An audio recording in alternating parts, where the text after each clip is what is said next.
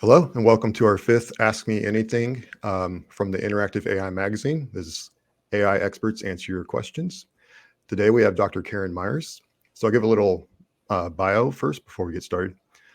Dr. Myers is the director of SRI International's AI Center. Her research focuses on intelligent systems for man-machine collaboration. Expertise includes autonomy, multi-agent systems, automated planning and scheduling, and intelligent assistance. She's led the development of AI tech that has been successfully transitioned into operational use, and that spans collaboration tools, task management, and end-user automation. Dr. Myers has served on the Executive Council for AAAI and the International Conference on Automated Planning and Scheduling, or ICAPS. She's on the editorial boards for AI, the Journal, and Journal for AI Research, JAIR, and the advisory board for ACM Transactions on Intelligent Systems and Technology. And she's the conference chair for the IAAI conference for 2019 and was elected SRI fellow in 2016. And she got her Ph.D. from Stanford in computer science and bachelor's in math and computer science from University of Toronto. And interestingly, has a degree in piano performance from the Royal Conservatory of Music. So welcome. I'm very happy to have you. Thanks, Josh. Glad to be here with you. Great.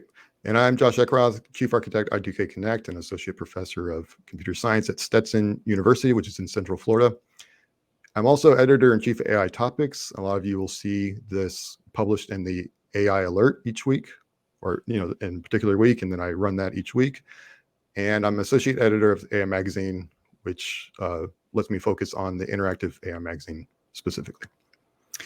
Okay, so we did get questions from the community, and some of those came from the alert and some from some of my students, actually.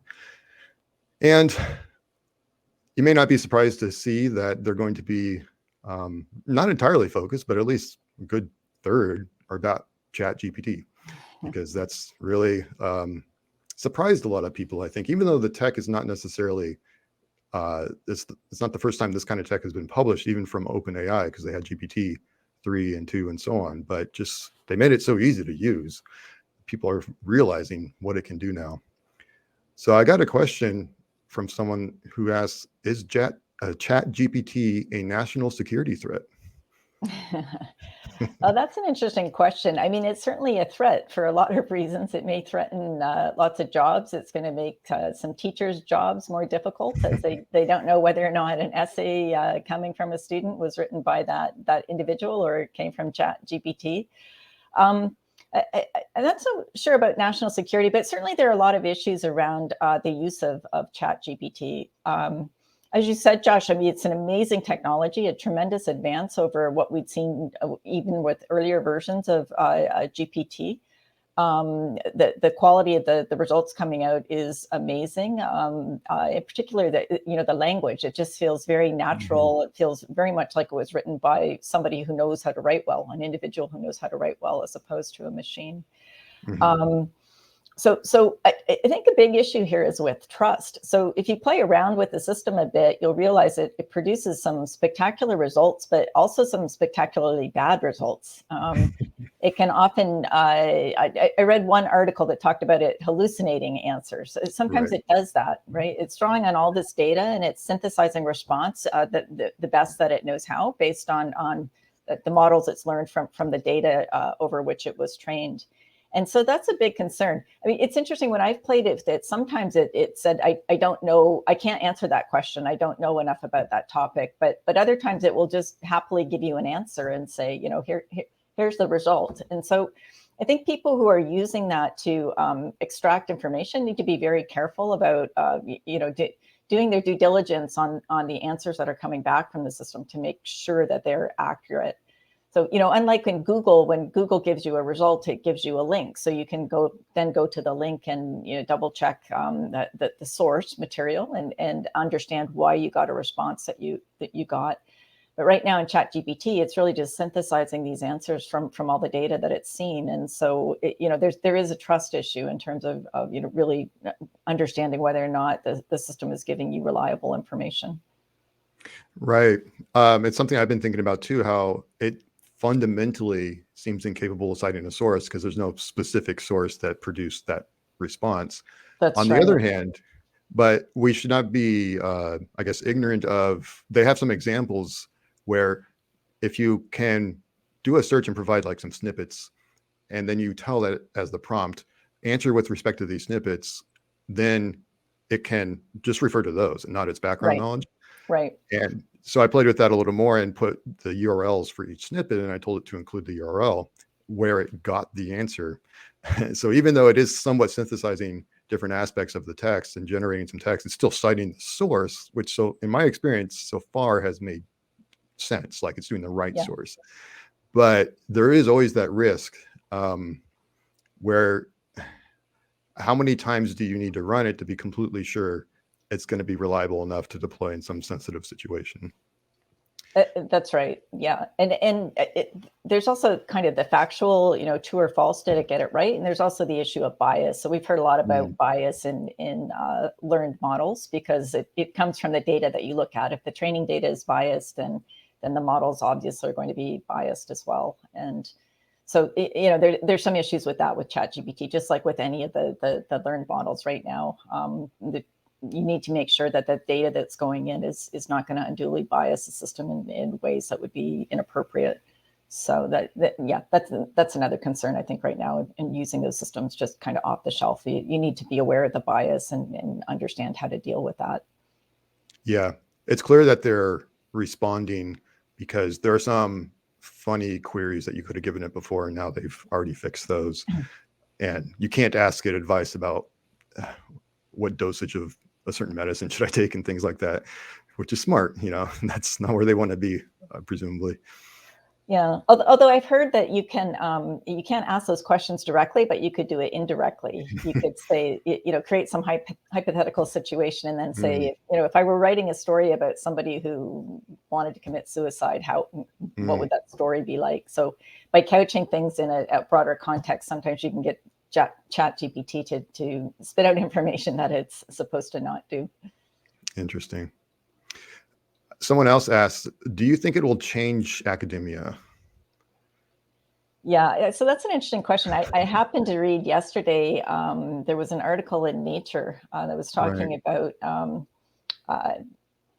people who are submitting papers that have ChatGPT as an author on it, which is an interesting concept. And the general consensus seems to be, no, that's not acceptable. I mean, when you publish an academic paper, you're supposed to be taking responsibility for the content. And obviously, a large language model can't really do that. It can't take that kind of responsibility. It doesn't have that level of involvement with the work that's being done. So I think it's sort of a cute thing that people have tried doing that, but I don't think we'll continue to see ChatGPT as an author on academic papers. But yeah, I mean, there is kind of the danger that people will use it to write portions of their papers. And again, that gets into the fact checking. There's also the issue of plagiarism's maybe too strong a word, but ChatGPT is building on texts that it's seen previously. And so that's another issue in an academic setting. You don't know, is it just quoting something verbatim from somebody else's work, or has it really kind of synthesized things from looking at different pieces of work? So yeah, I mean, I would certainly not use ChatGPT to help me write, to produce actual content for papers. I mean, it might be interesting to see what it produces. And then learn from that and incorporate aspects of that into what you're writing. But yeah, definitely shouldn't be used as a primary creator of content for academic work. Yeah, it's interesting. In some kind of primitive sense, or reductionist sense, it's kind of like spell check. So maybe it'll be kind of normalized. But I did see just a random comment about on a story like this, that during COVID years, this guy's child was doing online learning, and this kid was maybe, I don't know, 6 or something, and they had to kind of write these responses, but they were obviously supposed to type them out. But then the teacher started to get annoyed because they were too well written and thought the parent was doing the work. But turns out the child realized that if you speak to your iPad, it writes it out pretty well. So that's what they were doing. So I think that, right, it could be a really valuable tool for a lot of students that are learning to write, want to improve their ability to write. And I think your analogy with the spell checker is a really good one. I mean, it's a spell checker on the steroids, right? Now it's not just spell checker, grammar checker, but also just really helping you write more fluently and more compellingly. Yeah, and I was experimenting with this with GitHub Copilot last semester, and I thought I might as well just show my students, because why try to hide it? And then I was starting to see that they were turning in some solutions that were kind of a mix of what it produced and what the actual task was. And it just showed that they're a little bit confused about how to do something. So that wasn't ideal to see. Yeah. And then when ChatGPT came out, or at least when I noticed it in December, I tried answering my final exam questions with it, and some of them worked. It answered pretty well. So I don't know, across our school, faculty in other departments, English and history and so forth, are obviously quite concerned and putting it on their syllabi that students cannot use it. But I think we need to at least practice with it ourselves and maybe even embrace it. Because this is one example. There's other companies working on this. The models themselves, or not the models, the structure, the algorithms have been released open source by other people. They just need to be trained. And I'm sure other companies are working on that and trying to provide maybe a cheaper service or whatever. So it's not going away. Yeah. I think you're completely right about that we need to embrace it. We need to understand that it's a reality, and we have to adjust things accordingly. So maybe, unfortunately, there are fewer take-home exams, and they now need to be more in person, so people don't have access to the technology while they're completing the exam. But I'm sure society will adjust and adapt and figure out how we work around some of the interesting new constraints that the technology is introducing. Someone did ask, not about ChatGPT, but maybe things about, or something like DALL-E. What about AI taking over artists' jobs? We're starting to hear more about this. Artists are starting to kind of revolt against the use of AI for creating art, digital art. Do you, it's not necessarily your area, but have you heard about things like that? Do you have an opinion about that? Oh, yeah, certainly heard about that. I mean, more amazing technology. It's certainly really fun to play with. But yeah, there was an interesting story a few months back about an individual who won an art competition using, I'm not sure if it was DALL-E or one of the other tools. And there was an uproar in the community, people saying, well, we don't want machines coming in and taking over. But, I think the answer there is for something like a competition, you just have different tracks. Yeah. It is really interesting to see what these tools can produce. And for some people, it's actually fun, right? There's a bit of an art to getting it to produce the output that you want. So in fact, I've heard about people building up companies where they're licensing prompts because they spent a lot of time investing in interaction with the system to figure out how to get it to produce the results that they would like to see. So, it's maybe opening up some new doors, or some doors for new types of creativity. But yeah, I think there will be a bit of a shakeup in the artistic world as it overlaps with the commercial space. I've talked to people who are in marketing, for example, and they're now using these automated sites to help create icons or logos, branding materials of various types. And I think those are really good applications of this kind of technology. And unfortunately, it will displace some artists who previously had done that kind of work. But unfortunately, I think that's inevitable, but it is going to happen. There are also some interesting issues around, part of the fun of interacting with some of these systems is you can say, draw me a picture of whatever in the style of this particular artist.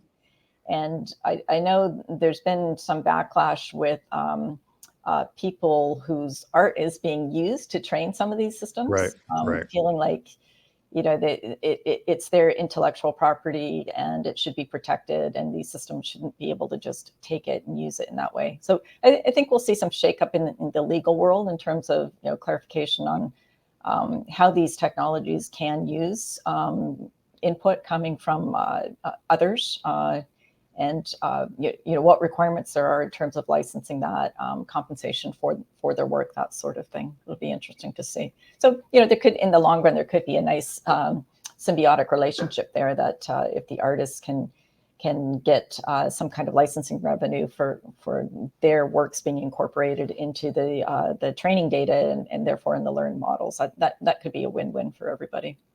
Mm-hmm. I think GitHub Copilot or GitHub are being sued by some people that are claiming it's reproducing their source code, and their source code happens to be licensed in a maybe GPL kind of way or something. And so technically, if you include that code and it is verbatim, then the whole project needs to be GPL, and people aren't abiding by that. Right. But yeah, I mean, I haven't looked into detail about that, but I bet there are some tricks that one could do. Just create a GitHub project, put some very unusual code with little hints in it, and then see if it appears in Copilot results. Yeah. Interestingly, they used to do that with road maps. I was just reading a book about that. Yeah, I heard that too. Make up towns and put them in the maps, and so they could see if another company had copied their map. So I guess the paper maps, similar. Yeah. Right. Yeah. Interesting. This is not apropos really anything, except in your bio we brought up personal assistants. So SRI created the tech that became Siri. Is that right? That's right. It was started with a DARPA-funded project in a program called Personalized Assistants That Learn. And the concept behind it was to, people were building intelligent systems, but they were kind of one-offs, and a lot of it was very manual. So you might learn preferences, you might learn a little bit of things, but the core content of the systems was really being manually created. And the focus for that program was to really try to look at embracing machine learning to create these virtual assistants that could help with a broad range of tasks, rather than just kind of a narrow sliver of activities that were pre-programmed. So so Siri came out of that. There was some work on that, and SRI spun out a company to try to commercialize the technology. And I guess Steve Jobs saw a demo in the early days and just said, I love it. I want it on the iPhone, and bought the company. Did the name come from SRI, the letters? No, we get asked that a lot. That's not the case. Siri is actually, it's a Norse name. I guess it's derived from a not well-known Norse goddess. One of the co-founders of the company was Norwegian, and the story I heard was that there were certain kind of heuristics around selecting names for spin-out companies back then. So two syllables was considered to be very good. It had to be obviously distinct. It had to be memorable. Had to be really easy to pronounce. So I guess Dag Kitlas, the Norwegian founder, suggested that, and people really liked it. So, but it's kind of nice. It does sort of sound like SRI, so it has that connection there. Yeah. Okay. Well, that's good to know. Someone asked an interesting question. How long or what will it take to convince the business community that knowledge and not data is their most valued commodity? Like, company manuals and documentation don't even capture 10% of experience locked away in an expert's head. And this person was talking about if a company is considering layoffs and these people have 25 years experience on average, then you're losing this much value by laying them off and trying to replace it with AI or something. So what's your opinion about that? Do you agree with that sentiment, that people are essentially more valuable than anything that automated or AI that could replace them because of their experience? Or can we perhaps mine from the people, or maybe the artifacts they produce, like manuals and documentation? Can we have a better system that mines that content? Yeah, absolutely. This is a really interesting problem. We hear that coming from lots of different places, lots of organizations that, you get these individuals that have this wealth of experience and knowledge, and they retire or they leave and go to another company, and all of a sudden you're really stuck. So it's a really fascinating area in terms of trying to figure out how you can extract that knowledge from individuals in a way that's cost effective. That's the big problem, right? There's this whole knowledge management community that has been looking at this problem for a while, but it's always been very expensive to take somebody out of their role and ask them to document what they're doing. But I think, as you're saying, with some of the advances that we've seen in recent years with the AI technologies, that we're now opening the doors to automating that process. So if we can do this knowledge capture in a way that's much less intrusive and much less expensive, I think it's really going to benefit a lot of organizations. And so we're starting to see a lot of work happening in this area. As you know, there's a really interesting DARPA program called Knowledge Management at Scale and Speed that's specifically looking at this problem of how do you keep people in the flow of the work that they're doing currently, but enable them to very rapidly and very easily just sort of document some of their insights or nuggets of information that they have about the work that they're doing, so they can pass that along to their colleagues or their successors. Yeah. Okay. I have some other questions here. How have research projects changed during your time at SRI? Which ideas or approaches have lost popularity, and which ones are more popular these days? That's interesting. I think one big change has been when I graduated from Stanford. In AI, the field, there were they used to talk about the neats and the scruffies, right? But there was a big focus on theory, and it was almost considered that applications were a bad thing. You should stay away from the real world and really focus on theory. And with all the successes we're seeing with the AI technology now, right? There's just so much pull coming on the application side, and so I think there has been a big shift. Not that theoretical work is bad. Obviously, we need a lot of theory work, but we're seeing a lot more work that's motivated by practical concerns, and also just seeing this rapid transition of the technology from the research, from the academic setting out into the real world, which I think is really, really exciting. Yeah, I was thinking, that reminded me of the paper, The Unreasonable Effectiveness of Data. And it seemed like a transformational moment where data sets for training became so large that you could just refer to those instead of trying to make sense of language, for example. Just train the statistical models on the examples, and that is actually sufficient. You don't need to know the logic behind things. And I think we're seeing that play out in a lot of ways with basically you can't do any proper deep learning without millions of examples of something. And when you have enough, like maybe even far more than that, orders of magnitude more than that, you get amazing models like we're seeing with ChatGPT and DALL-E and so forth. Yeah. And it's not just that. It's really fascinating how you get the amazing models for that task, and then you can transfer it over to your task with just a few examples. So with something like ImageNet being the source of these object recognition tasks for visual object recognition, with all these examples from ImageNet, it kind of learns how to see, and then you just apply it to your specific domain. So in some sense, the neat's lost, right? Yeah.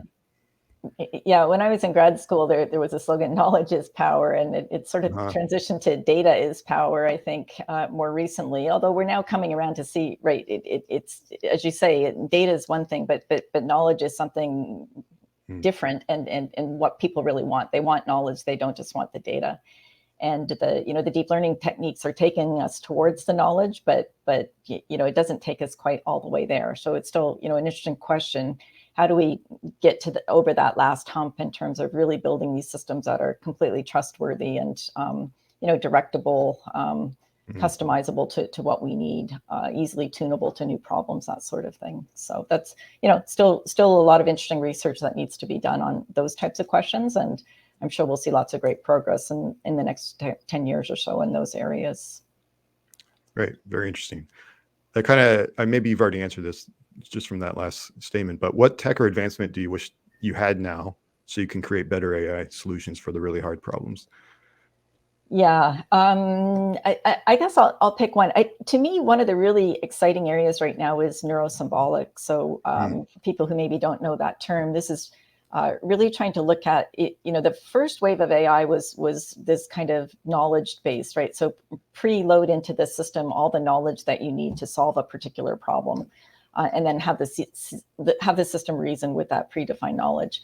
And then, you know, the second wave has been data driven. So take lots of data, learn the models from that. And neurosymbolic is really about, in some sense, combining those two different paradigms. So being able to take knowledge when you have it and combine that with the insights that you're getting from learning when you've got lots of data, and pull those two together.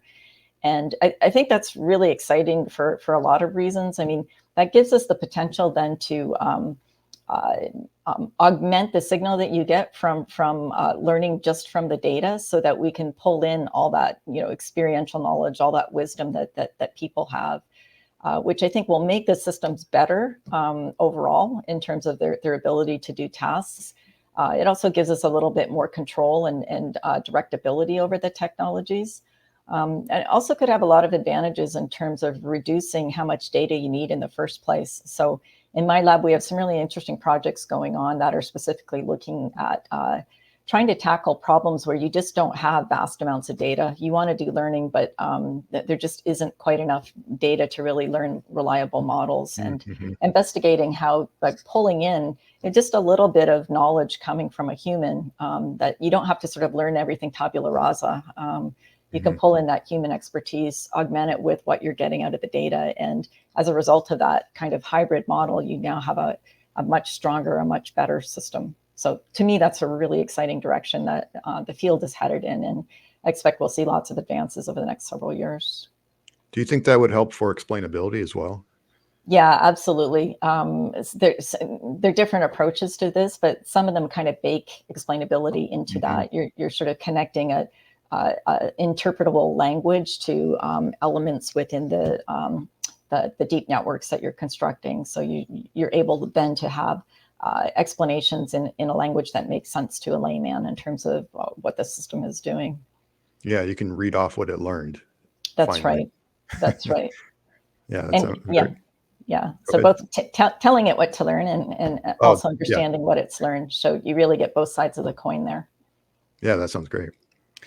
And final question, what's a misconception you think non-experts might have about AI that you wish you could clarify for everybody? Wow, there are a lot actually. I mean, I guess one common problem is people see an example and they think, oh, it can do everything now.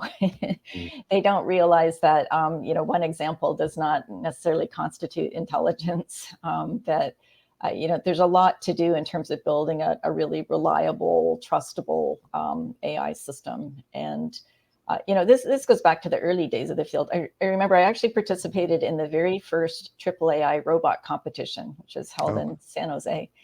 And we had to have the robots, they had to move around in this the big area, find these poles, avoid running into different kinds of obstacles. And they were timed, they were supposed to do this quickly.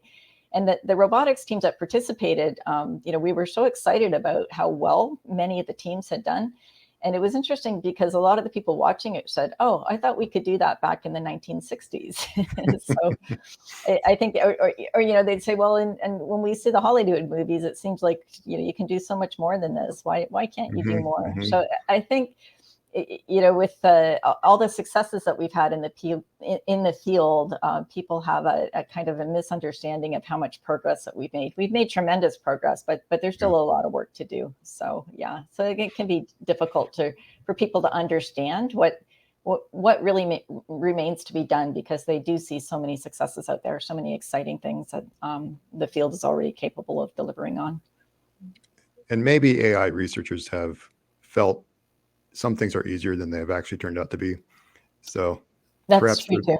to blame a little bit, but yeah, and yeah, there's been so much hype in the field. yeah. So Yeah, there is kind of a default reaction among some people now that any claim of AI progress is just hype to them, no matter what it is. It's just or just pattern recognition or whatever. Yeah. But, I think we know it's clearly not, but maybe over time, one of the problems too is once AI is actually quite effective at something, it just gets folded into, like, that's just how the application is supposed to work. Like Siri, for example.